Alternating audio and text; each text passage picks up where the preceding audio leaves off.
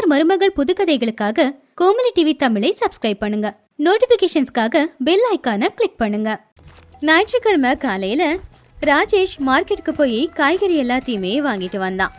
அப்போ ஹால்ல உட்காந்துக்கிட்டு சூரியகாந்தம் டிவியில ஏதோ சமையல் ப்ரோக்ராம் பார்த்துக்கிட்டு இருந்தாங்க. அப்பதான் கோமலி உள்ள இருந்து வந்து காய்கறி பைய வாங்கினான். அப்போ சூரியகாந்தத்துடைய பார்வை அந்த காய்கறி பையில இருக்கிற உருளைக்கிழங்கு மேல போச்சு. டே ராஜேஷ், என்னடா இது? நான் உன்னை மார்க்கெட்டுக்கு அனுப்புனது ப்ரோக்கோலி, லெட்யூஸ், மஷ்ரூம் இதெல்லாம் வாங்கிட்டு வர சொல்லி. அதை விட்டுட்டு நீ என்னமோ உருளைக்கிழங்கு வாங்கிட்டு வந்திருக்க. உருளைக்கிழங்குலா ஏழைங்க சாப்பிடுறது. அதுக்கு நம்ம வீட்டுல எந்த இடமும் இல்ல.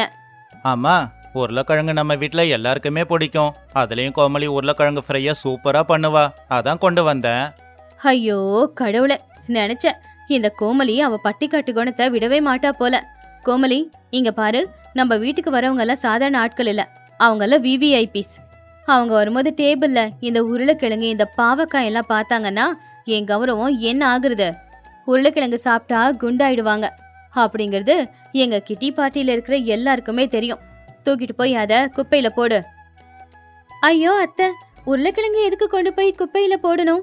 உருளைக்கிழங்குலயும் நிறைய விட்டமின்ஸ் இருக்கு இல்லையா?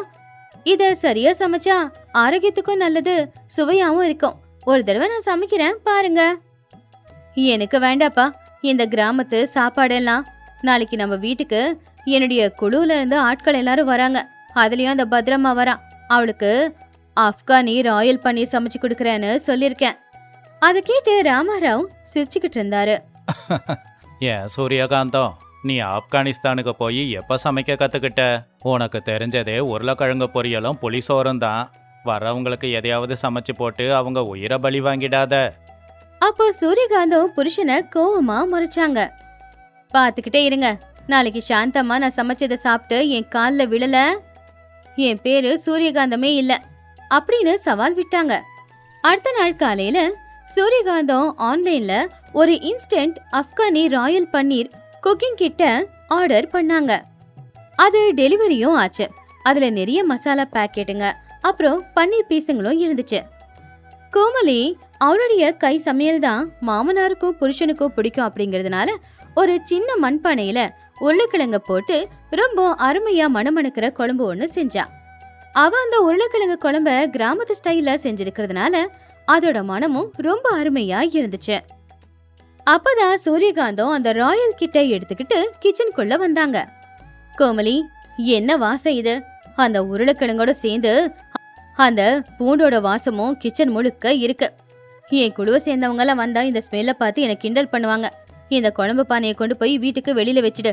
இப்போ நான் ராயல் பன்னீர் செய்ய போறேன் பாரு. எல்லாத்தையும் ஒன்னா சேர்ந்து கலந்து வச்சாலே ரெடி ஆயிடும். கோமலி எதுவும் சொல்லாம அந்த குழம்பு பானையை எடுத்துக்கிட்டு வெளியில தோட்டத்துக்கு போயிட்டா. சூரியகாந்தம் கண்ணாடி போடாம கிச்சனுக்கு வந்ததுனால அந்த பாக்கெட்ல என்ன எழுதிருக்கு அப்படிங்கறது அவங்களுக்கு சரியா தெரியல. ஆனா உத்து பார்க்கும் போது ஒரு பாக்கெட்ல சீஸ் பவுடர்னு போட்டிருந்துச்சு. ஆனா அவங்க அதை போடாம ஷெல்ஃப்ல இருக்கிற வெனிலா கஸ்டர்ட் பவுடர், அதான் ஸ்வீட் செய்யறதுக்கு பயன்படுத்துவாங்களே, அதை எடுத்துக்கிட்டாங்க. பாவம் ரெண்டும் ஒரே மாதிரி இருக்கிறதுனால அவங்களே கன்ஃபியூஸ் ஆயிட்டாங்க. கடைசியில அதே பவுடரை போட்டு கிளறி அதுல பன்னீரை போட்டு அவங்க குருமா ரெடி பண்ணாங்க. அப்பாடா, ராயல் பன்னீர் குருமா ரெடியா இருக்கு. இத பார்த்தா சாந்தம்மா ரொம்ப ஆச்சரியப்படுவா அப்படின்னு சொல்லி சந்தோஷப்பட்டாங்க. 5 நிமிஷத்துக்கு அப்புறமா அந்த பாத்திரத்தை கீழே இறக்குனாங்க. கஸ்டர்ட் பவுடர் போட்டதுனால அந்த கிரேவி ரொம்ப திக்கா மாறிடுச்சு. அதுல இருக்கிற பன்னீரும் ஸ்பாஞ்ச் மாதிரி தான் இருந்துச்சு. ஆனா வாசம் மட்டும் பன்னீர் குழம்பு மாதிரி வராம ஏதோ ஸ்வீட் மாதிரி வந்துச்சு. அப்போ சூரியகாந்தம் டேஸ்ட் பாக்குறதுக்காக ஒரு ஸ்பூன் எடுத்துக்கிட்டு ராஜேஷ் கிட்ட போனாங்க. டே ராஜேஷ், அந்த சாந்தம்மா வரதுக்குள்ள நான் பண்ணதை டேஸ்ட் பண்ணி பாருடா. இது 5 ஸ்டார் ரேஞ்சில இருக்கான்னு சொல்ல. ராஜேஷ் சரி அப்படின்னு அந்த ஸ்பூனை எடுத்து வாயில வச்சான். அவ்வளவுதான், ஒரு நொடியில அவன் கண்ணுல இருந்து கண்ணீர் கொட்ட ஆரம்பிச்சுது. அவனுடைய முகமே வாடி போச்சு. பன்னீர் குழம்புனா உப்பு காரம் புளிப்பா இருக்கணும். ஆனா இது ரொம்ப கேவலமா இனிப்பா, அதுவும் ஏதோ பிசு பிசுன்னு இருந்துச்சு. சி தூ அம்மா, என்னம்மா இது? பன்னீர் குழம்பு வைக்க சொன்னா ஏதோ ஸ்வீட்டை பண்ணி கொண்டு வந்திருக்க. இது என்னம்மா? கிரீம்ல ஏதோ பன்னீரை போட்ட மாதிரி இருக்கு. ஐயோ, என் வாயெல்லாம் கெட்டு போச்சு. பாவம் ராமராவால சிரிப்ப அடக்க முடியல. சூரியகாந்தம், இது பன்னீர் குழம்பு மாதிரி இல்ல, செவத்து கடிக்கிற பெயிண்ட் மாதிரி இருக்கு. இத போய் உன் ஃப்ரெண்ட்ஸுங்களுக்கு போட்டினா அப்புறம் நாளைக்கு அவங்க வீட்டுக்கு எதுக்குமே உன்னை கூப்பிட மாட்டாங்க. சூரியகாந்தத்துக்கு விஷயம் புரிஞ்சு போச்சு. பதட்டமா போய் அவங்க என்னத்து கலந்தாங்கன்னு அந்த பாக்கெட் எடுத்து பார்த்தா அதுல கஸ்டர்ட் பவுடர் அப்படின்னு எழுதி இருந்துச்சு. ஐயோ கடவுளே, 5000 ரூபாய் கொடுத்து வாங்கின அந்த பாக்கெட் என்னை ஏமாத்திருச்சே. சீஸ் பவுடருக்கு பதிலா நான் கஸ்டர்ட் பவுடரை போட்டு ஸ்வீட் மாதிரி தயார் பண்ணிட்டேனே. எல்லாரும் வந்தாங்கன்னா என்ன போடுவேன்? சரியா அப்பதான் காலிங் பெல் அடிச்சது. சாந்தம்மா அவங்க ஃப்ரெண்டையும் கூட்டிக்கிட்டு சூரியகாந்தத்துடைய வீட்டுக்கு வந்தாங்க. வீட்டுக்குள்ள வந்த உடனே ஒரு அருமையான மனம் அவங்க மூக்குக்கு வந்துச்சு. அது வீட்டுக்கு வெளியில கோமலி சமைக்கிற உருளைக்கிழங்கு குழம்பு வாசம். அந்த வாசத்துக்கே அவங்க வாயில எச்சில் ஊறுச்சு. அடடா சூரியகாந்தம், என்ன வாசம் இது? உண்மையிலேயே நீ அந்த ராயல் பன்னீர் குருமாவை சூப்பரா பண்ணிருக்க போலியே. இந்த வாசத்துக்கே எனக்கு பசி அதிகமா இருக்கு, சீக்கிரமா வந்து பரிமாறு. சூரியகாந்தத்துக்கு அவங்கள பார்த்த உடனேயே கை கால் ஓடல. உள்ள இருக்கிற அந்த கஸ்டர்ட் பன்னீரை பரிமாறினா மானம் போயிடும், அதுக்குன்னு பட்னியாவும் அனுப்ப முடியாது. அப்போ கோமலி வேக வேகமா சூரியகாந்தம் பக்கத்துல வந்து ரகசியமா இப்படி சொன்னா. அத்தை, கவலைப்படாதீங்க, அந்த பன்னீர் குழம்ப ஒளிச்சு வச்சிடலாம். நான் செஞ்சிருக்கிற உருளைக்கிழங்க வந்தவங்க எல்லாருக்குமே பரிமாறலாம். ஐயோ கோமலி, அவங்க எல்லாம் கோடீஸ்வரங்க. பன்னீர் குழம்பு கொடுக்கறேன்னு சொல்லி கடைசியில உருளைக்கிழங்கு குழம்பு ஊத்துறேன்னு வச்சுக்கீங்க, அப்புறம் அவ்வளவுதான், என் மானம் கங்கையில கலந்துரும். என்ன நம்புங்க அத்தை, இதுக்கு ஒரு இங்கிலீஷ் பேரை வச்சு நம்ம பரிமாறலாம். அவங்களால கண்டுபிடிக்க முடியாது, நான் பாத்துக்கிறேன். வேற வழி இல்லாம சூரியகாந்தமும் சரி அப்படின்னு சொன்னாங்க. எல்லாரும் டைனிங் டேபிள்ல வந்து உக்காந்தாங்க. கோமலி ஒரு அழகான செராமிக் பவுல்ல அந்த உருளைக்கிழங்கு குழம்பு கொண்டு வந்து வச்சா. அதுக்கு மேல கொத்தமல்லி முந்திரி எல்லாத்தையும் போட்டு அவ கார்னிஷும் பண்ணா. அந்த குழம்பு நல்லா செகப்பா, அதுல மேல இருக்கிற அந்த உருளைக்கிழங்க பார்த்தா ரொம்ப நல்லா இருந்துச்சு. என்ன சூரியகாந்தம், பன்னீர் குழம்புன்னு சொன்ன, ஆனா இதுல வேற ஏதோ கிழங்கு மாதிரி இருக்கு. எங்க நீ சொன்ன அந்த பன்னீர்? சூரியகாந்தம் உடனே ராஜேஷ பார்த்தாங்க. அப்ப ராஜேஷ் அவங்க எல்லாரையுமே சமாளிச்சான். ஆண்டி, எங்க அம்மா உங்களுக்காக ஸ்பெஷலா இதை பண்ணியிருக்காங்க. இதுக்கு பேரு ராயல் பொட்டேட்டோ கார்லிக் டிலைட். இது ஸ்பெஷலான பிரெஞ்சு சமையல். மும்பைல 5 ஸ்டார் ஹோட்டல்ல தான் கிடைக்கும். சாந்தம்மா இம்ப்ரெஸ் ஆயிட்டாங்க. ஓஹோ, பிரெஞ்சு சமையலா? அப்படின்னா டேஸ்ட் பண்ணிடலாம் அப்படின்னு சொல்லி ஒரு உருளைக்கிழங்கை எடுத்து சாப்பிட்டாங்க. அந்த உருளைக்கிழங்கை எடுத்து வாயில போட்ட உடனேயே சாந்தம்மா கண்ணை மூடிக்கிட்டாங்க. ஏன்னா அந்த குழம்புல அந்த உருளைக்கிழங்குல உப்பு புளிப்பு காரம் இதெல்லாம் ரொம்ப நல்லா இருந்துச்சு. கிழங்கு நல்லாவும் வெந்திருந்துச்சு. அவங்க வாழ்க்கையிலேயே அவ்வளவு சுவையான குழம்ப அவங்க சாப்பிட்டதே இல்ல. வாவ் சூரியகாந்தம், நான் கொஞ்சம் கூட எதிர்பார்க்கல. இந்த குழம்போட டேஸ்ட் உண்மையிலே ரொம்ப நல்லா இருக்கு. இந்த உருளைக்கிழங்கு வெளிநாட்டுல இருந்து வாங்கிட்டு வந்தியா? அப்புறம் இதுல என்னெல்லாம் மசாலா போட்ட? டேஸ்ட் சூப்பரா இருக்கு. 5 ஸ்டார் ஹோட்டல்ல கூட இப்படி ஒரு டேஸ்ட் கிடைக்காது. அப்படி வந்தவங்க எல்லாருமே சந்தோஷமா சாப்பாடு சாப்பிட்டாங்க. 10 நிமிஷத்துல அவங்க தட்டும் காலி ஆயிடுச்சு. அத பார்த்து சூரியகாந்தமும் ரொம்பவே ஷாக் ஆயிட்டாங்க. சாப்பிட்டு முடிஞ்சதுக்கு அப்புறமா சாந்தமா கை கழுவிட்டு வந்து, சூரியகாந்தம் சூப்பரா இருந்துச்சு. 500 ரூபாய் செலவு பண்ணி மஷ்ரூமோ அந்த பன்னீரோ வாங்க வேண்டிய அவசியம் இல்ல. இந்த உருளைக்கிழங்கு குழம்பே ரொம்ப சூப்பரா இருந்துச்சு. இந்த ரெசிபி எனக்கு கொஞ்சம் சொல்லி கொடுக்கறியா? சூரியகாந்தம் அதை கேட்டு வெக்கப்பட்டு தலை குனிஞ்சாங்க. அப்பதான் ராமாராவ் தலை நிமிந்து அங்க வந்தாரு.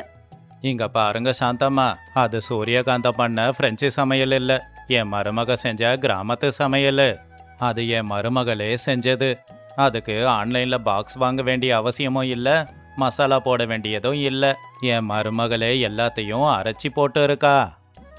சாந்தம்மா ஆச்சரியமா கோமலிய பார்த்தாங்க. கோமலி சிரிச்சுக்கிட்டே அவங்கள பார்த்தா. உண்மையாவா கோமலி, இத நீ சமைச்சியா? சூரியகாந்தம், உண்மையிலேயே நீ ரொம்ப கொடுத்து வச்சவதான் போல. இப்படிப்பட்ட சூப்பரான சமையல சமைக்கிற மருமக உனக்கு கிடைச்சிருக்கா. உருளைக்கிழங்கு போட்டு இப்படி ஒரு டேஸ்ட்ல சமைக்க முடியும் அப்படின்னு எனக்கு தெரியவே தெரியாது. சும்மா சொல்லக்கூடாது, நல்ல திறமையான மருமக தான். இத சமைச்ச கைக்கு தங்க வழியில வாங்கி போடு அப்படின்னு பாராட்டிட்டு சாந்தம்மா போனதுக்கு அப்புறம் சூரியகாந்தம் கோமலி கிட்ட வந்து கோமலியோட கைய பிடிச்சுக்கிட்டு, என்ன மன்னிச்சிடு கோமலி, இந்த உருளைக்கிழங்கு இந்த கத்திரிக்காய் இது எல்லாம் ஏழைங்க சாப்பிடுறது அப்படின்னு நானே ஃபிக்ஸ் ஆயிட்டேன். பணக்காரங்க சாப்பிடுறதெல்லாம் வேற என்ன நினைச்சுக்கிட்டு இருந்தேன். ஆனா இன்னைக்கு நான் பாடத்தை கத்துக்கிட்டேன். எதுவுமே சமைக்கிறவங்க கையில இருக்கு. நீ நல்லபடியா சமைச்சு எல்லாருக்கும் முன்னாடியும் என்னை கௌரவப்படுத்திட்ட.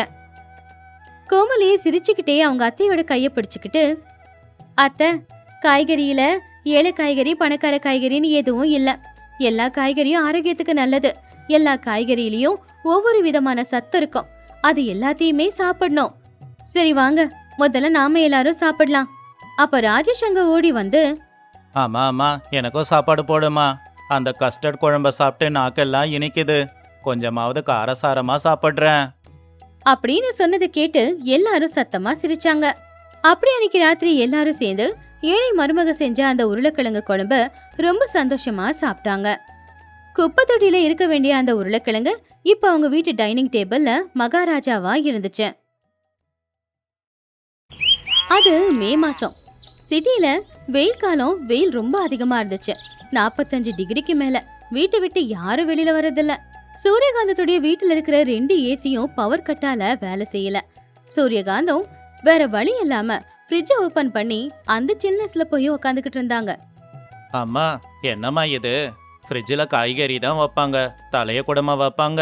ஃப்ரிட்ஜு வீணா போயிடும்மா. டேய், தயவு செஞ்சு என்னை இப்படியே இருக்க விட்டுடுறா. அடிக்கிற வெயிலுக்கு என் உடம்புல இருக்கிற கொழுப்பு எல்லாமே கொஞ்சம் கொஞ்சமா கரைஞ்சு போய்கிட்டு இருக்குடா. என்ன நல்லா இந்த வெயில்ல வேக வச்சு சமைச்சு சாப்பிடலான்னு பிளான் போட்டிருக்கீங்களாடா? அப்பதான் ராமாராவ் ஹாலுக்கு வந்தாரு. காந்தம், வெளியில வா. உனக்கு ஒரு நல்ல செய்தி.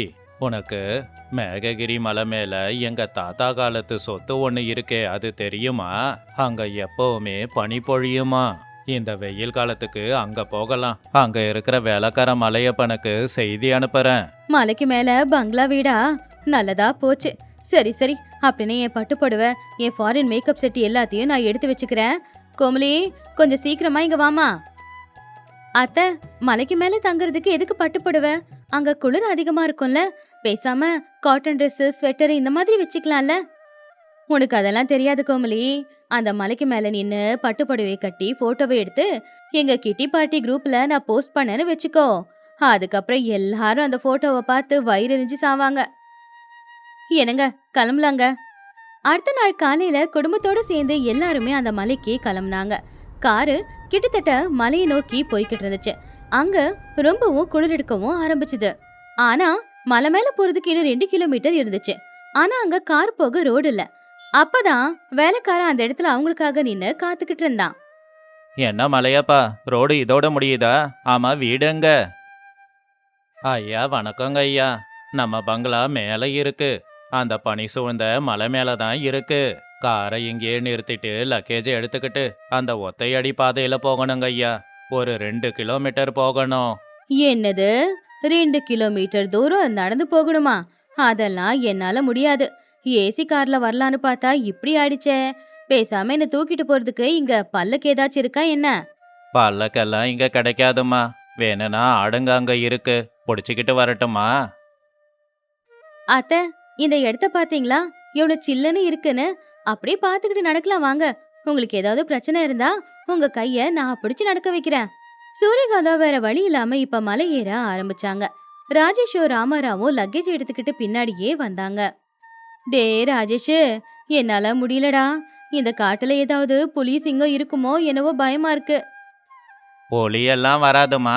அப்பப்ப யானைங்க மட்டும்தான் வந்துட்டு போகும். நீங்க ஒன்றும் பெருசா பயப்படாதீங்க. அத கேட்டதுமே சூரியகாந்தா பயத்துல ஓட ஆரம்பிச்சிட்டாங்க. எல்லாருக்கும் முன்னாடியே சூரியகாந்தா தான் பங்களா கிட்ட வந்துட்டாங்க. அப்ப ராமாராவ் சிரிச்சுக்கிட்டே, பாத்தியா ராஜேஷ், உங்க அம்மா யானை பேரை கேட்ட உடனே பிடி உஷாவா மாறிட்டா அப்படின்னு சொல்லி சிரிச்சாரு. பங்களா வீடு ரொம்பவும் பெருசா, பாக்குறதுக்கு ரொம்ப அழகாவும் இருந்துச்சு. அந்த வீட்டுக்கு பின்னாடி சின்னதா ஒரு அருவியும் இருந்துச்சு. கோமலிக்கு அந்த வீடு ரொம்பவும் பிடிச்சு போச்சு. ஆனா சூரியகாந்தம் மட்டும் அங்க வேற ஏதோ தேடிக்கிட்டு இருந்தாங்க. வீட்டுக்குள்ள போனதும் அவங்க முகம் மாறிடுச்சு. என்னங்க இது, வீடு இருக்கு ஆனா பெயிண்ட் பண்ணல, ஒரு செங்கலா இருக்கு. இங்க சோஃபா இல்ல, நாற்காலி தான் இருக்கு. ஏசிய காணோம். வீடுன்னு இருக்கிற வீட்டுல ஏசின்னு ஒண்ணு இருக்கணும் இல்லையா? ஏசி எங்கம்மா இருக்கும்? இந்த ஊருக்கு எதுக்குமா ஏசி? மலைக்கு மேல இருக்கிற வீட்டுக்கெல்லாம் ஏசி எல்லாம் தேவைப்படாது. போய் ஜன்னல் கதவை திறந்தீங்கன்னா ஏசி காத்து வரும். அப்படின்னு சொன்னப்போ கோமலி போய் ஜன்னலை திறந்து வச்சா. அப்ப அந்த மலையில இருந்து சில்லுன்னு காத்து வீட்டுக்குள்ள வர ஆரம்பிச்சுது. வீடு ஐஸ் கட்டியா மாறிக்கிட்டு இருந்துச்சு. ஐயையோ, என்னடா காத்து இது! என்ன ஐஸ் ஃபேக்டரிக்குள்ள போட்டு பூட்டி வச்ச மாதிரி இருக்கு. ஜன்னல மூடிட்டு கோமலி. டேய் ராஜேஷ், என் ஃபோனுக்கு இங்க சிக்னலே வர மாட்டேங்குதுடா. ஆமா, வைஃபை பாஸ்வேர்டு என்னன்னு கேளு அவன்கிட்ட. வைஃபையா? அம்மா, இங்க வைஃபை எல்லாம் கிடைக்காது. யானைங்க போற ஹைவே வேணும்னா இருக்கு. அப்புறம் ராத்திரியில கரண்ட் 2 மணி நேரம் தான் இருக்கும். நீங்க அப்புறம் விளக்கு தான் வச்சுக்கணும். கரண்ட்டும் இருக்காதா? எல்லாம் என் நேரம். நெட்டு கனெக்ஷனுக்கு ஏதாவது பண்ணு ராஜேஷ். ராஜேஷ் போனை பிடிச்சுக்கிட்டு வீடெல்லாம் சுத்திக்கிட்டு இருந்தான். அம்மா, ஜன்னல் கிட்ட சிக்னல் வரல. அந்த மரத்து மேல ஏறினா ஒரு கோடு வருது, அவ்வளவுதான். சிட்டியில இருந்து நீங்க எல்லாரும் ஃபோனுக்கு அடிமையாயிட்டீங்க. இங்க வந்திருக்கிறது இயற்கையை தேடுறதுக்காக, ஃபோனு சிக்னலை தேடுறதுக்கு இல்ல. சூரியகாந்தம், உனக்கு ஒருவேளை குளிர்னா ஸ்வெட்டரை போட்டுக்கோ. அடுத்த நாள் காலையில சூரியகாந்தம் அந்த பெரிய பங்களா வீட்டோட வாசல்ல உக்காந்துக்கிட்டு அவங்க மேக்கப் கிட்ட எடுத்துக்கிட்டு முகத்துக்கு மேக்கப் போட்டுக்கிட்டு இருந்தாங்க. ஏன்னா அங்க நின்னு போட்டோ எடுத்து குரூப்ல போஸ்ட் பண்ணலான்னு. அப்பதான் மரத்துல இருந்து ஒரு மலைக்குரங்கு கீழே இறங்கி வந்துச்சு. சூரியகாந்தம் கண்ணு மூடிக்கிட்டு கிரீம் போட்டுக்கிட்டு இருக்கிற நேரத்துல அந்த குரங்கு அவங்க பக்கத்துல வந்து அந்த மேக்கப் கிட்ட எடுத்துக்கிட்டு மரத்துக்கு மேல ஏறி போய் உக்காந்துருந்துச்சு. கண்ணு திறந்து பார்த்த சூரியகாந்தம் அங்க மேக்கப் பாக்ஸ் இல்லைங்கிறத பார்த்து ரொம்பவே ஷாக் ஆயிட்டாங்க. டேய் ராஜேஷ், கோமலி, திருட என் 15,000 ரூபாய் மேக்கப் கிட்ட யாதோ ஒரு திருடிட்டு போயிட்டான்டா. கோமலியும் ராஜேஷும் அப்போ வேகமா ஓடி வந்தாங்க. கோமலி மரத்துக்கு மேல பார்த்து சிரிச்சா. ஐயோ அத்தை, அந்த திருட வேற யாரும் இல்ல, குரங்கு. அங்க பாருங்க, குரங்கு கையில இருக்க மேக்கப் கிட்ட. சூரியகாந்தமும் மரத்து மேல பார்த்தாங்க. அட கடவுளே, அந்த குரங்கு என் மேக்கப் கிட்ல இருக்கிற லிப்ஸ்டிக் எடுத்து போட்டுக்குதுரா. ஐயோ ஐயோ ஐயோ, 15,000 ரூபாய் ஃபாரின் மேக்கப் கிட்டு. நான் மேக்கப் போட்டு போட்டோ எடுத்து போஸ்ட் பண்ணலான்னு பார்த்தா இந்த குரங்கு இப்படி மேக்கப் கிட்ட பாழாக்குதே. அப்போ அந்த மலையப்ப அந்த இடத்துக்கு வந்து, அம்மா, அதை அடிக்காதீங்க. அது கடவுளோட உருவம். அதுக்கும் மேக்கப் போடணும்னு ஆசை வந்திருக்கும் போல. ஒரு வாழைப்பழம் கொடுத்தா அதை கொடுத்துடும். கோமலி உடனே உள்ள போய் 2 வாழைப்பழத்தை வெளியில கொண்டு வந்து குரங்கு கிட்ட கொடுத்தா. குரங்கு அந்த வாழைப்பழத்தை எடுத்துக்கிட்டு அது கையில இருக்கிற மேக்கப் கிட்ட தூக்கி கீழே போட்டுருச்சு. பாத்தியா காந்தம், குரங்குக்கு மேக்கப் போட்ட பியூட்டிஷியன் நீதான். நாளையில இருந்து அதுவும் கண்ணாடியோட தெரியும் போல. சூரியகாந்தம் மூஞ்சி திருப்பிக்கிட்டு வீட்டுக்குள்ள போயிட்டாங்க. அன்னைக்கு ராத்திரி நேரம் மலைக்கு மேல இருக்கிறதுனால ரொம்ப குளிரா இருந்துச்சு. அப்போ மலையப்ப எல்லாருக்காகவும் நெருப்ப மூட்டி விட்டான். எல்லாரும் அதை சுத்தி உக்காந்துக்கிட்டு குளிர் காஞ்சிக்கிட்டு இருந்தாங்க. டே ராஜேஷ், அம்மாவுக்கு ரொம்ப பசிக்குதுடா. அந்த ஸ்விக்கில ஆர்டர் பண்ணுடா. ஒரு சிக்கன் பிரியாணி, அப்புறம் ஒரு ஹாட் அண்ட் சோறு சூப்பு. அம்மா, உனக்கு ஒரு கும்பிடு போடுறேன். இங்க மரத்து மேல ஏறினாதான் சிக்னலே கிடைக்குது. ஸ்விக்கிக்காரன் ஹெலிகாப்டர்ல தான் இங்க வரணும். நாம இன்னைக்கு பட்டினி தான். அப்பதான் கோமலி வேலைக்காரன் கூட சேர்ந்து உள்ள இருந்து ஒரு பானைய கொண்டு வந்தா. அதுல இருந்து நல்ல ஒரு மணமும் வந்துச்சு. அத்தை, இங்க யாரும் பட்னியா இருக்க வேண்டிய அவசியமே இல்ல. நான் மலையப்ப கூட சேர்ந்து இந்த காட்டுல கிடைக்கிற கிழங்கு காய்கறி வச்சு சூப்பரான சாப்பாடும் செஞ்சிருக்கேன். அதே மாதிரி இங்க கிடைக்கிற மிளகு சீரகம் எல்லாத்தையும் தட்டு போட்டு ஒரு ரசம் வச்சிருக்கேன். இது குளிருக்கு இதமா இருக்கும். கோமலி எல்லாருக்குமே சாப்பாடு தட்டுல பரிமாறி கொடுத்தா. சூரியகாந்தம் விருப்பமே இல்லாம தான் அந்த சாப்பாடு எடுத்து சாப்பிட ஆரம்பிச்சாங்க. ஆனா அத சாப்பிட்டதுமே அவங்க கண்ணுல ஒரு வெளிச்சம். அந்த குளிர்ல அந்த நெருப்புக்கு முன்னாடி உக்காந்துக்கிட்டு கோமலி சமைச்சு கொடுத்த அந்த சாப்பாடு சாப்பிடும்போது சொர்க்கமே அவங்க கண்ணுக்கு தெரிஞ்சுது. அட அட அட, கோமலி, என்னத்த சமைச்சு கொண்டு வந்து கொடுத்துருக்க?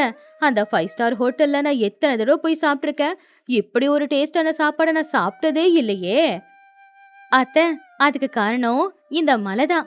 இங்க கிடைக்கிற ஃப்ரெஷ்ஷான காய்கறி வச்சு மண்பானையில விறகடுப்புல சமைச்சது இல்லையா, அதனாலதான் சாப்பாடு அவ்வளவு சுவையா இருக்கு. பாத்தியா காந்தம், சிட்டில ஏசிலையும் ஃப்ரிட்ஜ்லயும் தான் சுகம் இருக்குன்னு நினைச்ச. ஆனா இந்த இடத்துல கரண்டே இல்லைனாலும் நம்ம மருமக கையாலேயே சமையலை செஞ்சிருக்கா. இதுக்கு எதுவுமே ஈடாகாது. சூரியகாந்தமும் ஆமாங்கிற மாதிரி தலையாசிச்சாங்க. அடுத்த நாள் காலையில 6 மணி இருக்கும். கோமலியை எழுந்துச்சு பார்க்கும்போது சூரியகாந்தம் பக்கத்துல இல்ல. அவ பதட்டமா வெளியில ஓடி வந்தா. சூரியகாந்தம் முகத்துல எந்த ஒரு மேக்கப்பும் போட்டுக்காம முகத்தை கழுவிக்கிட்டு வந்து நின்னு சூரியோதயத்தை பாத்துக்கிட்டு இருந்தாங்க. கோமலியும் ராஜேஷும் வேகமா அங்க போய், அத்தை, என்னத்த இது, உங்களுக்கு குளிர்லையா? அதெல்லாம் ஒண்ணு குளிர்ல, எனக்கு நிம்மதியா இருக்கு. என் வாழ்க்கையில இவ்வளவு அழகான சூரியோதயத்தை நான் பார்த்ததே இல்ல. இத்தனை நாளா அந்த சிட்டில பெரிய பங்களா வீட்ல தங்கி அந்த போனு அந்த டிவி இத மட்டுமே பார்த்துக்கிட்டு இருந்தேன். அதுதான் என் உலகம்னு நினைச்சுக்கிட்டு என் ஸ்டேட்டஸ தான் நான் காட்டிக்கிட்டு இருந்தேன் எல்லார்கிட்டயும். ஆமாமா, நாம எப்பவும் சிட்டில ஓடிக்கிட்டே தானே இருக்கோம். ஆமாண்டா ராஜேஷ். நேத்து ராத்திரி அந்த குளிர்ல அந்த நெருப்ப சுத்தி உக்காந்துக்கிட்டு குளிர் காஞ்சுக்கிட்டு இருந்த அந்த நேரத்துல கோமலி சமைச்சு கொடுத்த அந்த சாப்பாடு சாப்பிடும் போதுதான் உண்மையிலேயே வாழ்க்கைன்னா இதுதான் அழகான வாழ்க்கைன்னு நான் தெரிஞ்சுக்கிட்டேன். இப்படி இருந்ததுனால தானே நேத்து நாம எல்லாரும் ஒண்ணா உக்காந்து சாப்பிட்டோம், மனசு விட்டு சந்தோஷமா பேசிக்கிட்டோம். அப்போ அங்க வந்த ராமராவ், பாத்தியா கோமலி, இந்த மழை காத்து பட்டதும் உங்க அத்தைக்கு ஞானம் பிறந்துடுச்சு. இனி நம்ம வீட்டுல சண்டை இருக்காது போல இருக்கே. அப்படின்னு சொன்னாரு. ஏங்க, ரொம்ப ஓவரா புகழாதீங்க.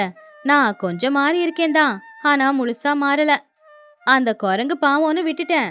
ஆனா அது திருடிக்கிட்டு போச்சே என் மேக்கப் கிட்டு, அதுக்கு ஏதாவது ஆயிருக்கணும். அப்ப இருக்கிறது மலை விட்டு கீழே இறங்கி போன உடனே ஒரு பிரியாணி வேற ஆர்டர் பண்ணி சாப்பிடணும். அதை கேட்டு சுத்தி இருக்கிற எல்லாரும் சந்தோஷமா சிரிச்சாங்க. மரத்துக்கு மேல உட்காந்துக்கிட்டு இது கேட்டுக்கிட்டு இருந்த குரங்கு கூட சூரியகாந்தத்தை பார்த்து சிரிச்சுக்கிட்டு இருந்துச்சு. அப்படி அந்த ஒரு வாரம் சூரியகாந்தம் எந்த ஒரு ஆடம்பரமோ அலட்டலும் இல்லாம ரொம்பவும் சந்தோஷமா அந்த இயற்கைக்கு மத்தியில வாழ்ந்தாங்க. இது இன்னைக்கான கதை. இன்னொரு நல்ல கதையோட உங்களை நாங்க சந்திக்கிறோம். நன்றி, வணக்கம்.